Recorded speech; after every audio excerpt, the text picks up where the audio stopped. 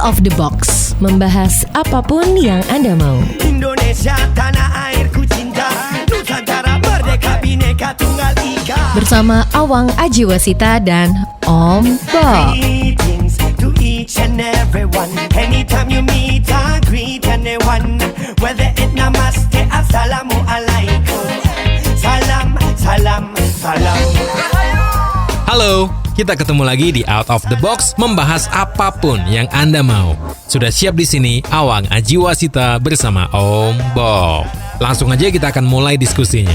Om Bob, akhir-akhir ini cukup banyak masyarakat yang merasa dirugikan dan mengadu ke otoritas jasa keuangan seputar produk asuransi unit link. Nah, sebelum kita masuk atau mendiskusikan ini lebih dalam, sebenarnya asuransi unit link itu seperti apa sih? Ya, ceritanya begini, itu kan asuransi yang namanya unit link itu kan asuransi yang dikaitkan dengan investasi. Nah, ini memang salah satu trik dari perusahaan asuransi untuk mengembangkan produk agar supaya produknya itu banyak sekali, ya. Seperti kalau kita mau beli sabun mandi, kan banyak merek. Oke. Mau milih yang apa, ya? Mau yang wanginya seperti sandalwood, atau yang wanginya mau seperti kayangan, ya. Lah, mau yang kayak apa? Nah, ini kan juga seperti itu. Orang kalau cuma jual asuransi, biasanya orang bilang, wah, asuransi itu ya saya masih belum perlu. Misalnya ada seperti itu. Oleh sebab itu perusahaan asuransi itu mengembangkan produk yang salah satunya itu adalah unit link. Nah, sebelum kita bicara apa itu unit link, kita harus mengetahui dulu yang namanya asuransi itu apa. Nah, ceritanya kalau asuransi itu orang umumnya tahu itu bahwa kita membeli keamanan. Ya, kalau besok di waktu-waktu yang akan datang tuh ada sesuatu yang bisa membuat kita celaka. Celaka apakah fisik badan kita menjadi cacat, menjadi luka, atau badan kita menjadi sakit sehingga harus dilakukan perawatan ke rumah sakit, atau harta benda kita yang rusak atau hilang, misalnya dicuri atau kebakaran. Nah, itu jenis-jenis asuransi. Juga sekarang belakangan kan berkembang asuransi perjalanan. Pemerintah juga ada yang namanya asuransi jasa harja itu. Jadi kalau kita naik kendaraan umum, apakah kapal, apakah bis, apakah pesawat terbang, itu selalu dikaitkan di dalamnya itu sudah ada premi asuransi kecelakaan. Pernah dengar kan ada orang kecelakaan, misalnya bis yang dinaikin bisnya itu kecelakaan dan kemudian ada yang meninggal atau ada yang luka, itu biasanya diganti biaya pengobatannya. Tapi dengar-dengar itu ngurusnya susah loh, Om Bob. Ya, ini caranya ngurus bagaimana ini kan sering-sering tidak dilakukan secara transparan, ya. Orang taunya pokoknya ini ada wajib asuransi harus dibayar, ya. Tapi kalau udah ada kejadian, mau tanya kemana untuk minta uang asuransinya, ya itu memang menjadi persoalan tersendiri. Ya, bagi perusahaan asuransi harusnya dibayar, ya kan, ada kecelakaan atau ada apa-apa harus membayar. Tetapi kalau tidak ada yang klaim, kan nggak jadi bayar. Nah, kalau harusnya ada yang harus dibayar tetapi tidak dibayarkan, itu kan jadi keuntungan untuk perusahaan asuransi itu, ya. Jadi di sini bukan kita terus negatif thinking sama perusahaan asuransinya, ya. Ya, memang kalau kita ngomong loh, ini kok ngurusnya susah. Lah, kamu kan nggak ngerti caranya ngurus bagaimana. Lah, kalau udah ngurusnya itu terlambat, ada kedaluarsanya, berarti bukan salahnya perusahaan asuransi. Ya, kita mau nyalahkan perusahaan asuransi ya nggak bisa, karena dia siap bayar kalau diajukan klaimnya. Tapi yang kena masalah kan tidak ngajukan klaim. Nah, masa terus diem-diem dibayarin? Namanya orang bisa saja pura-pura tidak tahu. Ya kan, kalau kecelakaannya itu misalnya ada di ujung pulau Komodo, ya. Perusahaan asuransi pusatnya ada di Jakarta. Lah kan nggak tahu kan, bisa saja. Nah, sekarang kita kembali ke asuransi tadi itu, ya. Jadi ada juga sekarang asuransi perjalanan, tapi yang dikaitkan dengan jaminan kesehatan. Misalnya di dalam perjalanan melakukan pariwisata atau touring ke luar negeri, itu kan juga bisa saja orang itu kalau apes kan bisa sakit. Badannya lagi sakit, masuk rumah sakit. Nah, ini harus ada biayanya yang dikeluarkan. Nah, sekarang kalau di luar negeri itu kan biayanya mahal tuh rumah sakit. Betul. Ya. Makanya ada perusahaan asuransi yang jeli melihat bahwa ini ada peluang. Jadi orang-orang yang mau bepergian itu ditawarin asuransi traveling. Di samping kalau kecelakaan, ada juga biaya pengobatan kalau sakit. Ada lagi istimewa kalau bagasinya hilang. Wah, ya semua itu bisa dibelikan asuransi demi keamanan kita. Kalau yang seperti itu laris nggak Om Bob? Ya, soal laris atau tidaknya kan tergantung harga jualnya berapa.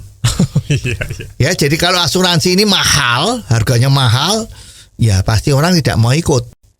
Nah, ini yang mengerti harga mahal atau tidak ini, yang jago kan perusahaan asuransinya. Ya, nanti kita akan bicara kenapa kok asuransi unit link itu menjadi problem di masyarakat. Oke.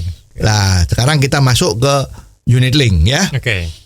Orang kalau ditawarin asuransi sering-sering mengatakan, aduh saya sudah punya asuransi. Ya, contohnya kalau rumah kebakaran, kita pengen agar aman kalau kebakaran usaha kita atau rumah kita, maka kita cari asuransi umum. Banyak sekali asuransi jiwa. Artinya kalau kita meninggal dalam jangka waktu kontrak asuransinya itu, maka ahli warisnya mendapat uang duka.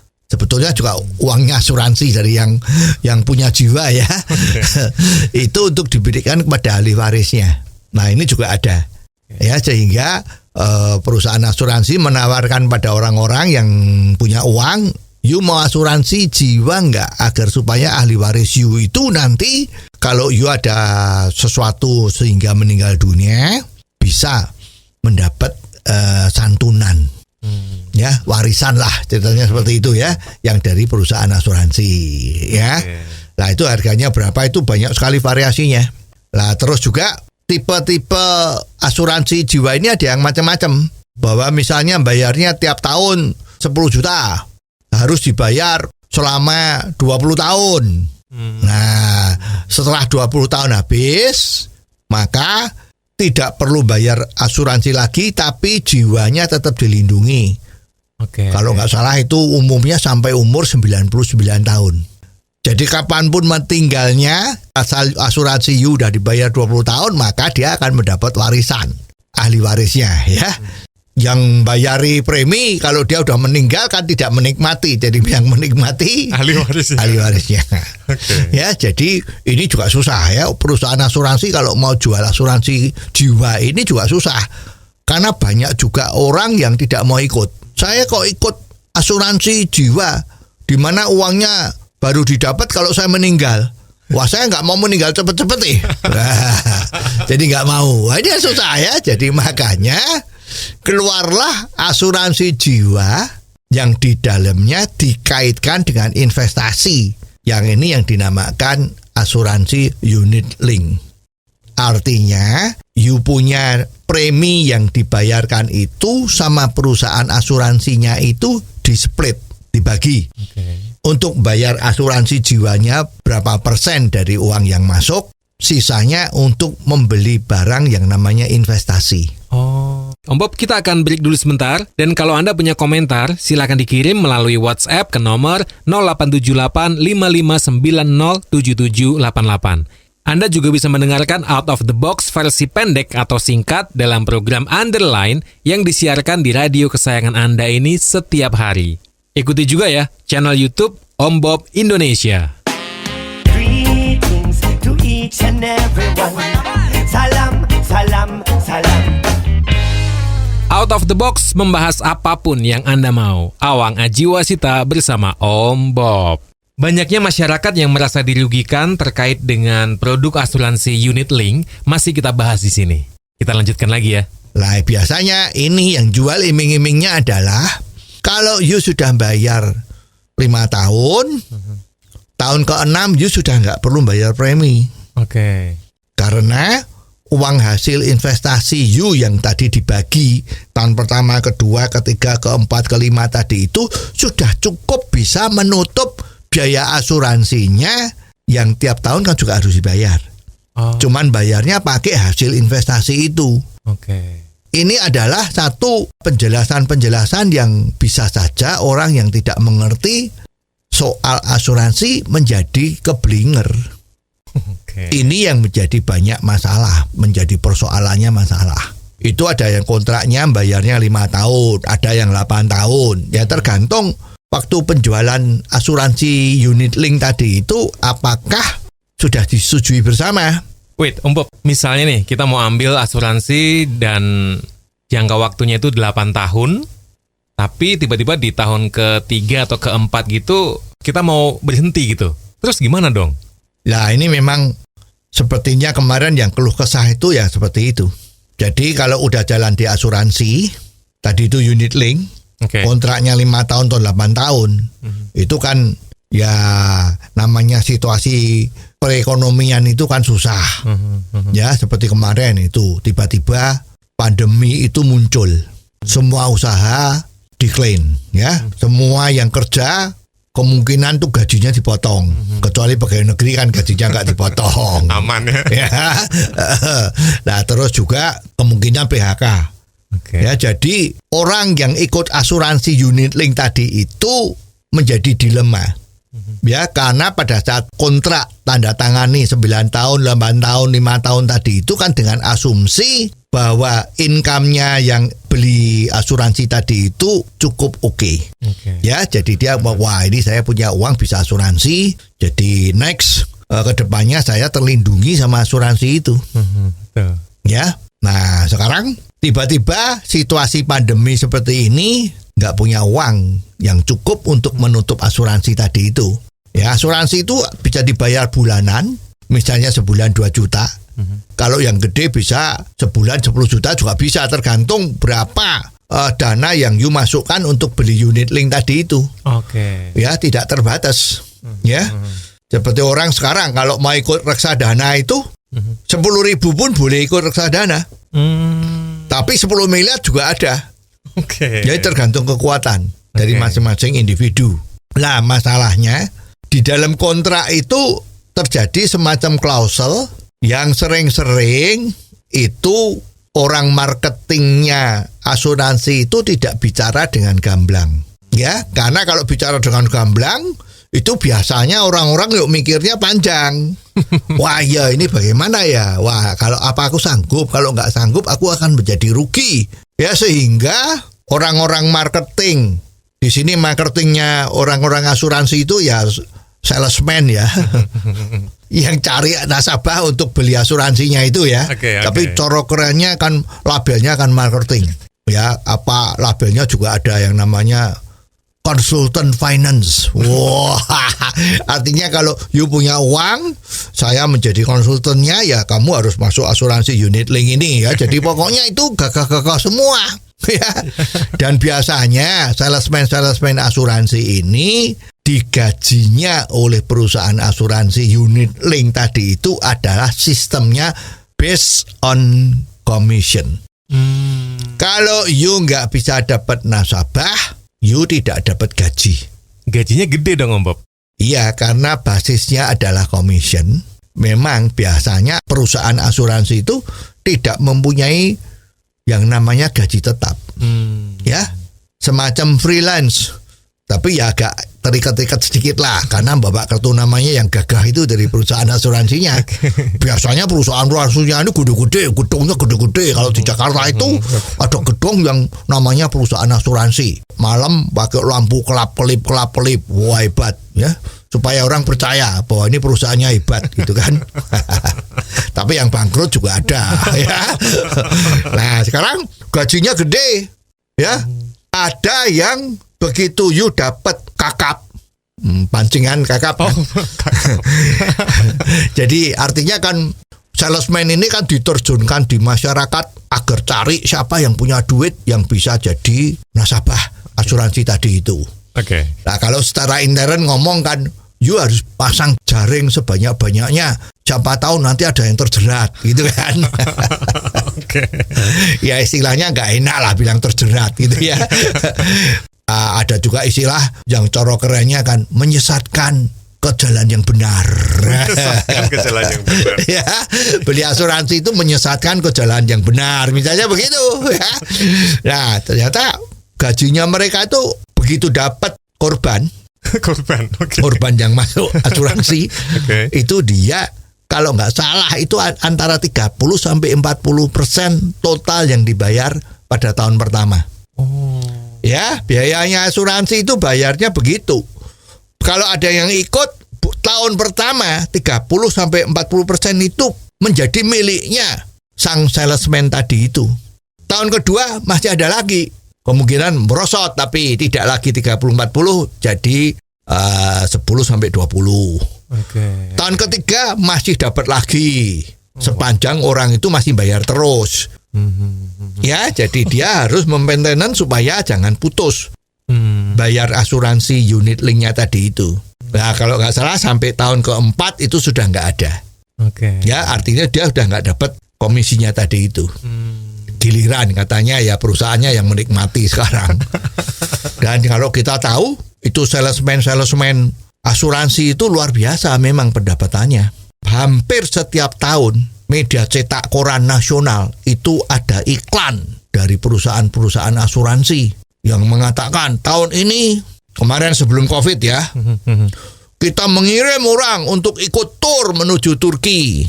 Wah, menuju China melihat Great Wall. Ya, melihat kota Shanghai yang cantik. Itu yang diberangkatkan bukan cuma 10-20, ratusan orang. Wow. Bayangin ya, perusahaan yang untungnya besar baru bisa memberi bonus ratusan orang berangkat bersama. Bahkan ada yang charter pesawat ya. Wow. 2-3 pesawat berangkat. Jadi kalau sampai di lokasi tujuan itu pakai bis khusus, 10 bis jalan rame-rame, terus di video, masukkan di YouTube. Wah, berarti ini hebat nih perusahaan asuransinya ini ya. Semua salesman-nya yang bisa menjual mendapat bonus keliling dunia. Wah. Ya, supaya orang yang pinter jadi salesman itu pada ngelamar di sana gitu kan. Tujuannya ya. Dan itu uangnya siapa? Ya uangnya nasabah. Ya. Nah itu. Well, Om Bob, kita akan break dulu sebentar. Sekali lagi Awang ingatkan kalau Anda punya komentar, silakan dikirim melalui WhatsApp ke nomor 0878 5590 7788. Anda juga bisa mengikuti Out of the Box versi singkat atau pendek dalam program Underline yang setiap hari disiarkan di radio kesayangan Anda ini. Subscribe juga ya YouTube channel Om Bob Indonesia. Greetings to each and everyone. Salam, salam, salam. Terima kasih Anda masih bersama Awang Ajiwasita dan Om Bob. Out of the Box membahas apapun yang Anda mau. Kita masih mendiskusikan tentang banyaknya masyarakat yang merasa dirugikan terkait dengan produk asuransi unit link. Oke, kita lanjutkan lagi diskusinya. Nah, sekarang timbul masalah. Kalau dia tidak bisa membayar lagi pada tengah jalan, itu ada yang dinamai nilai tunai. Nilai tunai. Jadi kemarin pada saat masuk itu ada nilai asuransi, ya, nilai investasi. Di tengah jalan kalau kamu putus karena udah nggak bisa bayar, itu menjadi nilai tunai. Nah, sering-sering nilai tunainya ini nggak diceritakan. Memang sudah tertulis di lembaran-lembaran asuransi. Kalau kita udah beli asuransi itu kan istilahnya kan polisnya dikirim Popdayu. Wah, polisnya gagah. Bungkusnya istimewa, pokoknya istimewa ya. Ya memang harus begitu dia jualannya. Nah, kalau dibaca satu persatu lah, seringan orang yang ikut asuransi itu kan percaya sama salesman-nya. Ya aku cuma ikut sama dia ngomongnya begitu sih. Aku percaya aja. Ya, katanya kalau di tengah jalan pedot gak apa-apa karena ada nilai tunainya yang juga bisa diambil. Ya, tapi gak ngomong berapa besarnya. Ya kan? Nah, setelah ini tahun ke-5 ke-6 itu bisa ya. Itu uangnya juga karena kan ada investasinya, lah itu bisa diambil. Ya seperti itu. Jadi ini kan semua orang yang ikut beli asuransi ini kan bisa tidak melek hukum. Bisa membaca polisnya itu juga. Polisnya itu kan bacanya kan sudah lolos dari lawyernya, lolos dari legal departemennya perusahaan asuransi.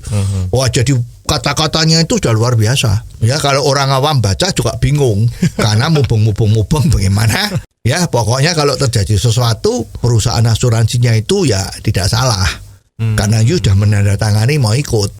Nah kalau dari perjanjian itu sebenarnya yang krusial atau yang penting itu apa sih Om Bob?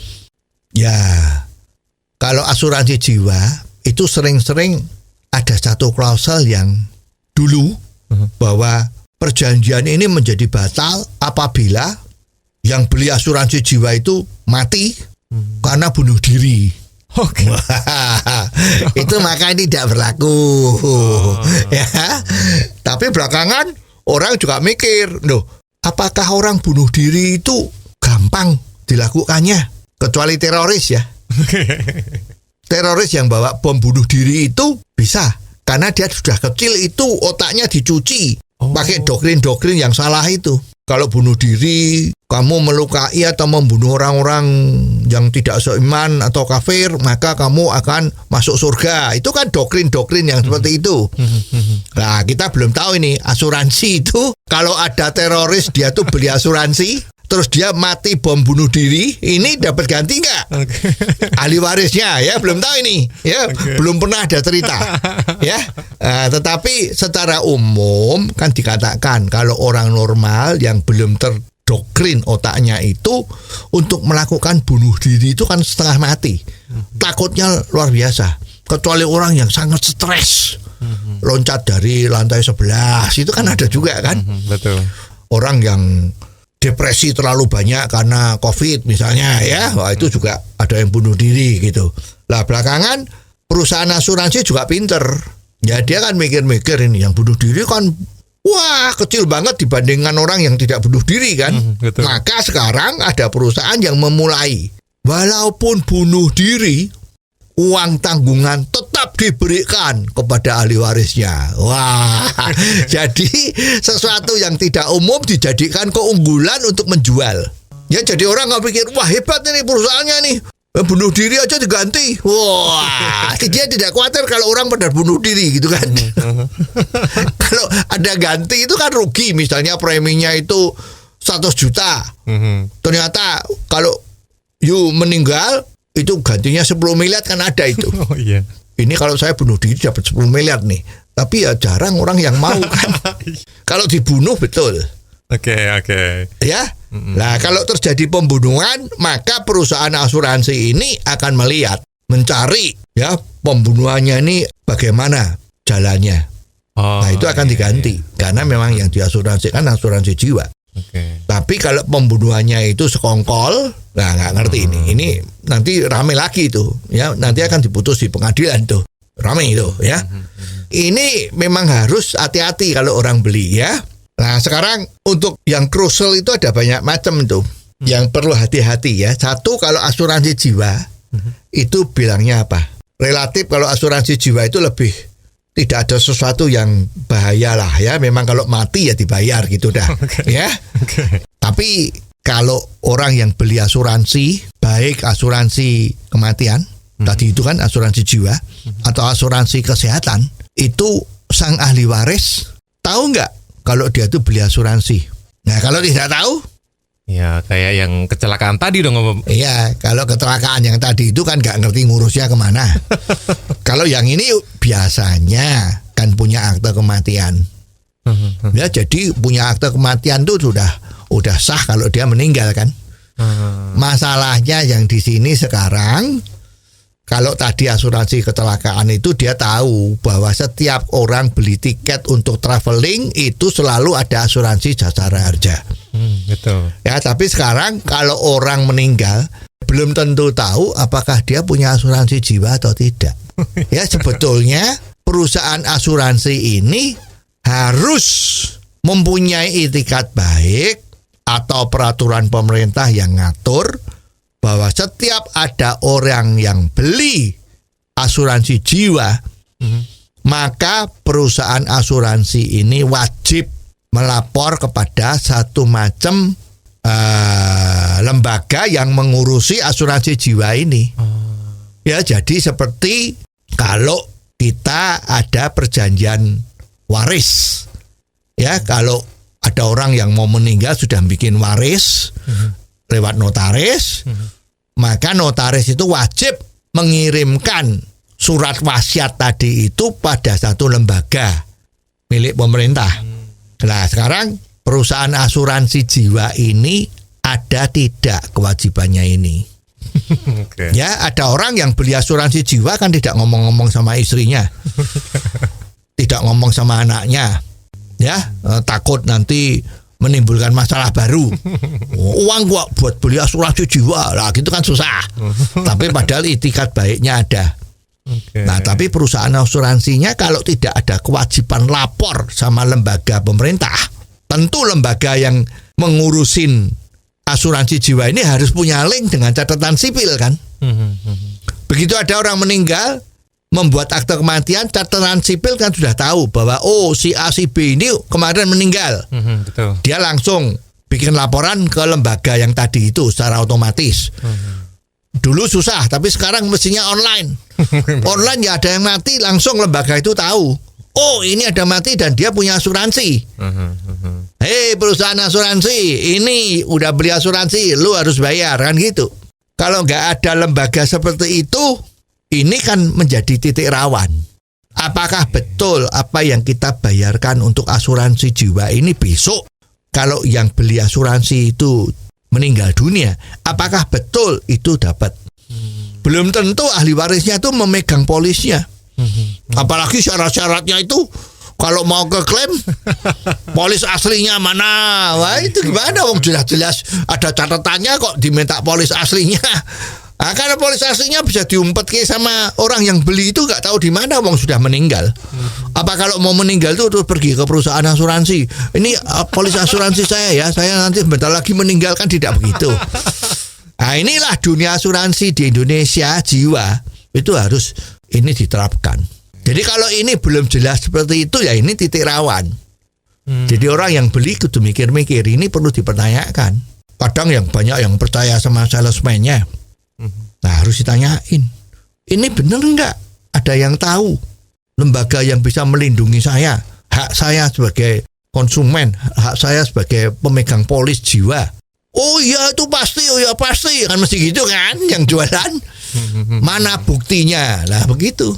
Zaman sekarang itu kepercayaan nggak bisa, tidak ada buktinya. Wong zamannya sekarang kan revolusi 4.0. Wah semua tuh bisa dibuktiin. Dunia digital nggak bisa kalau nggak dibuktiin. Jadi kalau you mau beli ya lihat itu ada nggak itu. Kalau nggak ya ini aku ngomong titik rawan. Oke, Om Bob kita akan jeda dulu ya. Awang ingetin lagi kalau Anda mau kirim komentar, silakan ke nomor WhatsApp 0878 55907788. Anda juga bisa mengikuti Out of the Box versi singkat atau pendek dalam program Underline yang setiap hari disiarkan di radio kesayangan Anda ini. Ikuti juga YouTube channel Om Bob Indonesia. Greetings to each and everyone. Salam, salam, salam. Masih Anda dengarkan Out of the Box membahas apapun yang Anda mau. Awang Ajiwasita bersama Om Bob.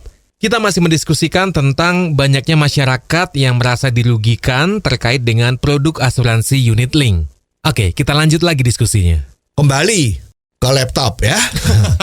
Populer kan itu dulu acara televisi itu. Sekarang kita kembali ke laptop. Nah, ini juga kembali ke topiknya ya. Oke. Nah, sekarang unit link itu ada yang dikaitkan dengan asuransi kesehatan, ada juga yang dikaitkan dengan asuransi jiwa, juga bisa kedua-duanya. Oke. Di dalamnya ada unit link untuk asuransi kesehatan plus asuransi jiwa. Plus investasi karena unit link kan. Oke, betul. Nah ini juga perlu diketahui yang namanya nilai tunai itu berapa. Ya banyak cerita ini ya. Jadi orang sudah nabung katakanlah setahun 100 juta. Oke. Ya, selama 5 tahun berturut-turut. Ya. Nah, sampai 5 tahun setelah selesai itu menurut perjanjian atau janji-janji dari salesman tadi itu, biasanya kan cantik sama ganteng ya. Itu uang bisa ditarik kembali. Betul. Kalau ada hasil investasinya mungkin jadi untung. Wah, itu terus dikasih gambaran track record. Wah, 20 tahun yang lalu atau 10 tahun yang lalu ini loh grafiknya naik. Jadi investasinya uangmu akan mana ya, beranak kan, beranak pinak, tapi you juga dilindungi selama 5 tahun. Wah, orang tergiur kan. Sampai harinya dilihat, saya sekarang udah bebas premi. Ya, uang saya mau saya ambil. Boleh enggak? Boleh, ya memang boleh kan, memang uangnya. Tapi jumlahnya ternyata sudah tidak. You tadi kan setahun kan nyetor 100 juta. Betul. 5 tahun kan seharusnya 500 juta. Iya. Ya, tapi terimanya ternyata nggak sampai segitu. Ya, terimanya kalau nggak salah itu cuma 200 atau 250 juta. Jadi hilang separuh lebih. Itu kok bisa ya, Om Bob? Nah, selalu alasannya adalah ini kan investasi. Jadi investasi you itu bisa naik, bisa turun. Ya, reksadana itu sekarang ini indeks di Bursa Efek Indonesia itu kan ya COVID prosot ya.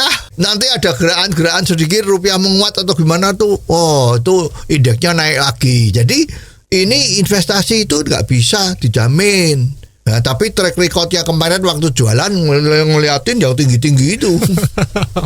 Jadi kalau dihitung punya hitung, orang tadi itu menjadi rugi dong.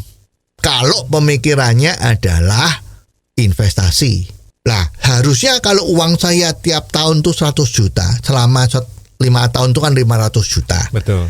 Kalau dengan bunga setahun 10%, misalnya omong kosong. Oke. Ya, dan itu kan setorannya kan tidak langsung 500 juta. Betul. Ya, step by step selama 5 tahun. Nah, itu kan mestinya uangnya itu kan menjadi minimum 700 juta. Ya. Karena 100 juta itu ada bunganya.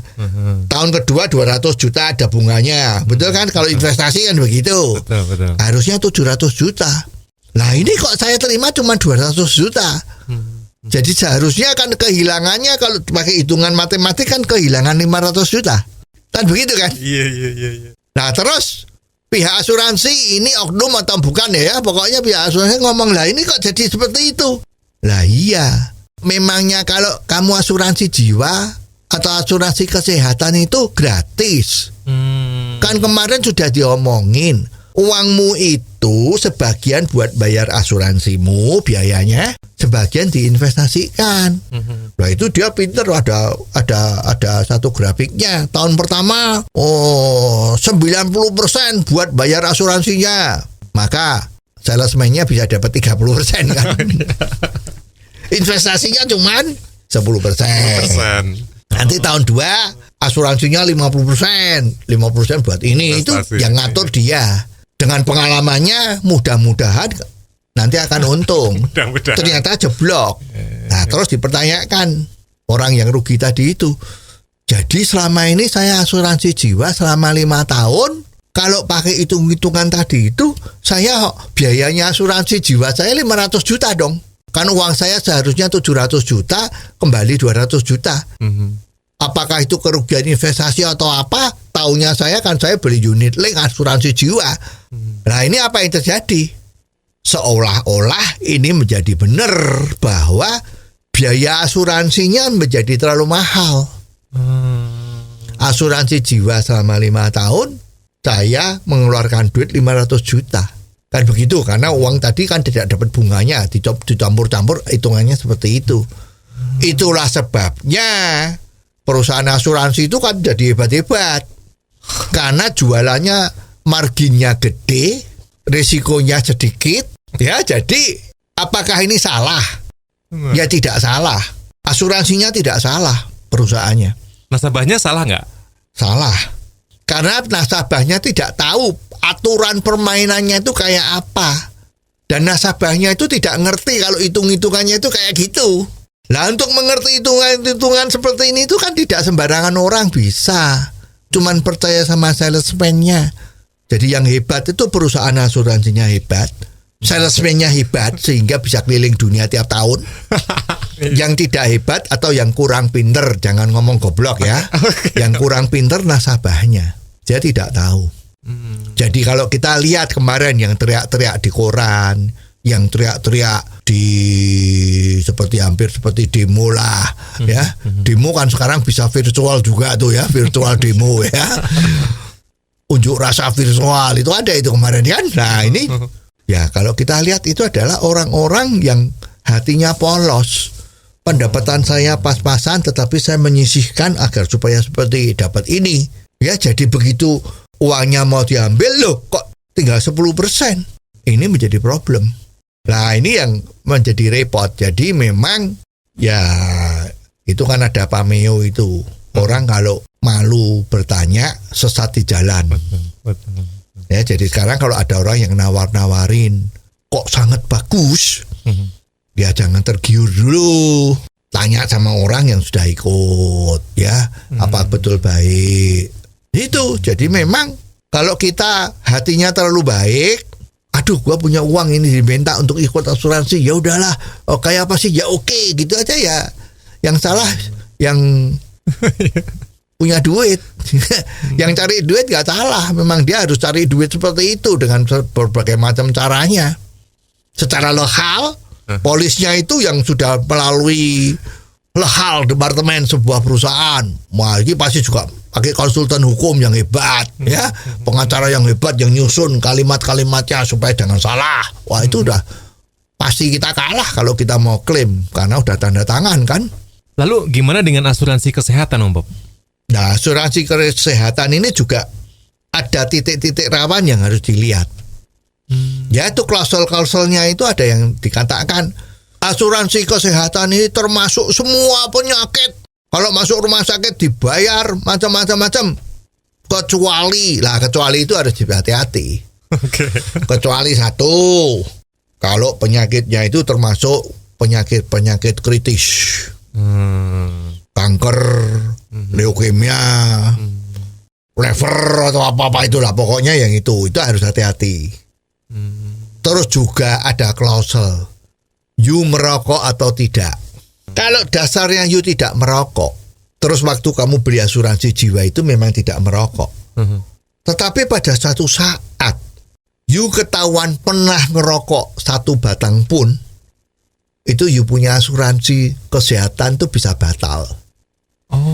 Karena dianggap bahwa you nipu. Jadi pada saat ditanyain itu you ngerokok enggak. Kan ada yang ngerokok iseng, ada yang tidak ngerokok betulan, ada yang ngerokok betulan. Tapi selalu pertanyaannya itu boleh dikatakan membuat orang bingung. Menjebak ya? Ya saya nggak mengatakan seperti itu. Tapi merokok atau tidak? Jawabmu gimana? Pilihannya iya atau tidak? Kalau tidak, kamu nanti kena. Kalau ketahuan you, misalnya di kantong ada bungkus rokok itu dah, wah ini you ngerokok. Jadi apa yang dikatakan itu bisa batal. Tidak ada, kadang-kadang macam-macam itu nggak ada. Jadi ya atau tidak. Pas misalnya kita lagi bergaul sama teman-teman, ya karena keadaannya memaksa harus ikut isep rokok, ambil satu, udah dianggap isep rokok. Jadi klausul itu bisa bahaya. Jadi ini harus hati-hati. Ya, kalau ngerokok memang biaya asuransinya lebih mahal kalau ngerokok. Tapi kan saya nggak ngerokok. Ngerokoknya iseng, nah itu nggak ada pilihan dia atau tidak. Terus setelah itu juga ditanyain, pernah gak sakit ini. Pertanyaan ya atau tidak, begitu aja. Ya. Nah, terus juga penyakit misalnya jantung. Ya. Selama ini pernah sakit jantung atau tidak? Jawabnya tidak pernah. Ya, misalnya begitu. Ya, ternyata pada saat ada kejadian penyakit jantung kan macam-macam. Ada misalnya tekanan darah tinggi macam-macam itu lah. Itu pokoknya yang namanya kecuali apapun jaminannya itu harus betul-betul dibaca dengan benar, ditanyakan dengan benar. Ya, setelah itu tanyakan sama orang yang pernah ikut asuransi kesehatan dari perusahaan asuransi apa. Tanya dulu, itu benar enggak. Terus klaimnya gimana? Ini sering klaim. Ya biasanya itu janjinya banyak, bilang, cuman datang lapor kalau saya ikut asuransi ini. Wah, you pasti dikasih kartu asuransi itu yang cantik ya, kartu sakti. Wah, ternyata belum tentu bisa. harusnya lapor dulu kalau mau masuk rumah sakit, minta authority dari perusahaan asuransinya, ya. Nah, setelah itu juga pada saat klaim misalnya bayar dulu dan nanti reimburse deh. Masa orang sakit sebelum masuk rumah sakit harus minta otoritas dari perusahaan asuransi kesehatannya dulu. Nah, orang udah sakit masuk rumah sakit mau dot begitu, masa ngurus surat-surat dulu. Ya udah nggak apa-apa, kita bayar dulu deh. Nah, asuransinya itu lebih bagus, nanti reimburse. Nah, pada saat reimburse, nah mulai main. Ini dicorek, itu dicorek. Banyak yang seperti itu. Tapi ada nggak sih asuransi yang benar-benar bagus gitu, enak gitu? Ada. Ya, tapi sepengetahuan saya, ya yang bagus itu lebih sedikit. Jadi harus hati-hati. Okay. Ya, jadi reimburse itu juga masalah itu. Ini obatnya ini kan obat untuk maintenance kesehatan. Jadi ini tidak diganti. Ya, terus ini misalnya kamu penyakitnya ini. Nah, kok ini memperembet ke yang lain-lain. Nah, ini dicorek. Terus pada saat pemeriksaan awal, pemeriksaan sama dokter awal itu, wah ini memang sakit, kamu harus masuk rumah sakit. Karena you belum masuk rumah sakit, pemeriksaan ini dicorek, tidak diganti, itu banyak. Ya, jadi hati-hati ya. Jadi memang perusahaan asuransi ini di Indonesia sangat maju. Ya, you lihat semua perusahaan asuransi itu gede-gede semua, hebat-hebat semua. Tiap tahun ngirim orang tour ya. Karena konsumen di Indonesia itu belum sekritis konsumen di luar negeri. Maka banyak perusahaan-perusahaan asuransi luar negeri berbondong-bondong membuka cabang di Indonesia. Karena ladangnya masih empuk, subur. Nah, kita sebagai calon yang dirayu untuk beli asuransi ini harus pinter-pinter. Ya, kalau kita tidak pinter, kita percaya saja. Nah, di dunia itu kan sudah benar. Orang pinter pasti lebih makmur ketimbang orang bodoh. Nah, kalau you nggak mau dikatakan sebagai orang bodoh, ya jadilah orang pintar. Jadi kalau ada tawaran-tawaran yang menggiurkan seperti itu, ya dipikir dulu, tanya dulu, jangan terus cepet-cepet. Ya deh. Ya, apalagi kalau rayuannya itu maut. Wah, itu lebih susah lagi nanti. Well, waktu kita sudah habis Om Bob. Terima kasih untuk kebersamaan Anda. Jangan lupa, kalau Anda punya komentar tentang apapun juga yang bisa kita bahas di sini, langsung aja dikirim melalui WhatsApp ke nomor 0878 5590 7788. Anda juga bisa mendengarkan Out of the Box versi singkat atau pendek dalam program Underline yang setiap hari disiarkan di radio kesayangan Anda ini. Ikuti juga channel YouTube Om Bob Indonesia. Sampai ketemu di episode selanjutnya di Out of the Box membahas apapun yang Anda mau. Awang Ajiwasita bersama Om Bob. Out of the Box, membahas apapun yang Anda mau.